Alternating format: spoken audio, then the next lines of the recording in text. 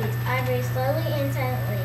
I was listening for a sound a friend had told me I never hear ringing bells of Santa's sleigh. There's no Santa, my friend insisted, but I knew he was wrong. Late that night, I did hear sounds. Through not ringing bells. From outside came the sound of hissing steam and squeaking metal. I looked through my window and saw a train stand perfectly still in front of my house. It was wrapped in an apron of steam.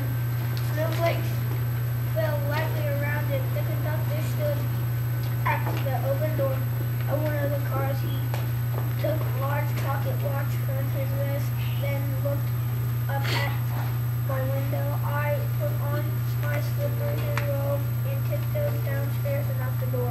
All aboard! The conductor cried out. I ran after him. Well, are you coming? Where? Why, to the North Pole, of course. This is the Polar Express. I took his outstretched hand and he pulled me aboard. The train was filled with other children, all in their pajamas and nightgowns. We sang Christmas carols and ate candies with nougat centers as white as snow. We drank hot cocoa as thick and rich as melted chocolate bars. Outside, the lights of the town and village flickered in the distance as the Polar Express raced northward. Soon there were no more lights to be seen. We traveled through the cold, dark forests where lean wolves roamed and white-tailed rabbits hid from our trains that thundered through the quiet wilderness. We climbed mountains so high it seemed as if we could scrape the moon, but the Polar Express never slowed down. Faster and faster we ran along, rolling over peaks and through valleys like a car on a roller coaster. The mountains turned into hills, the hills to snow-covered plains. We crossed a barren desert of ice. The great polar ice cap lights appeared in the distance.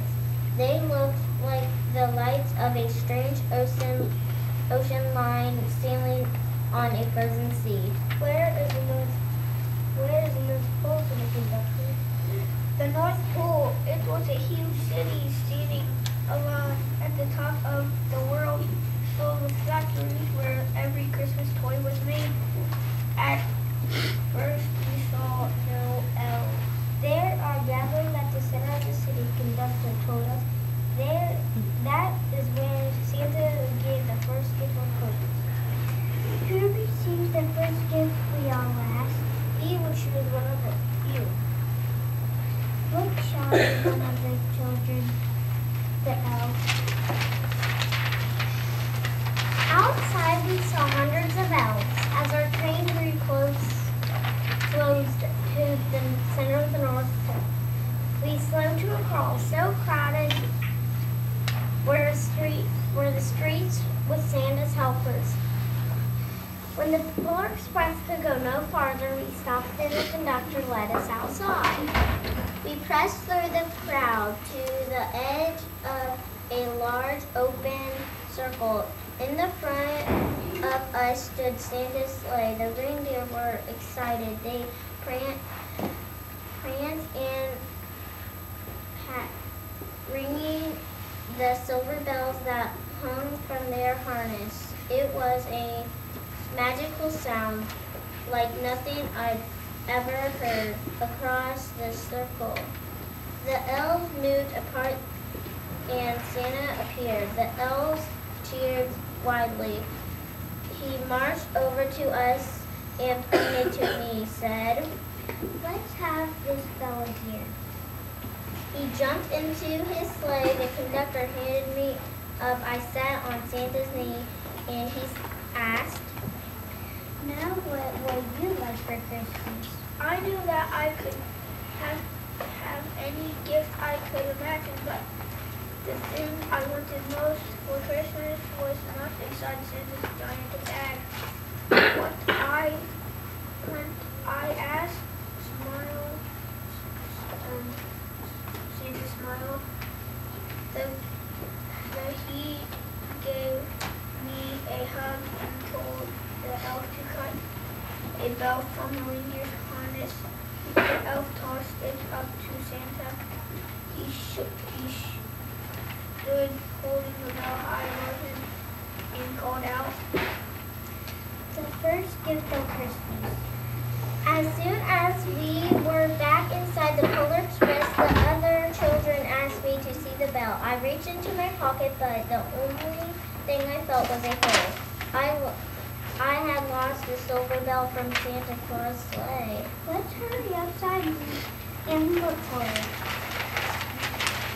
One of the children said, but the train gave a sudden lurch and started moving. We were on our way home. It broke my heart to lose the bell. When the train reached my house, I sadly left the other children. I stood in my doorway and waved goodbye. The conductor yelled something from the moving train, but I couldn't hear him. What? I yelled at him. He cupped his hands around his mouth. Merry Christmas! The Polar Express let out a loud blast from its whistle and sped away. On Christmas morning, my little sister Sarah and I opened our presents. When it looked as if everything had been opened, unwrapped, Sarah found one last small box behind the tree. It had my name on it. Inside was a silver bell. There was a note. Found this on the seat of my sleigh. Fix that hole in your pocket, Mr. Claus. I shook the bell. It made the most beautiful sound my sister and I had ever heard. But my mother said, Oh, that's too bad. Yes, it's broken, said my father. When I shaked the bell, my parents had not heard a sound.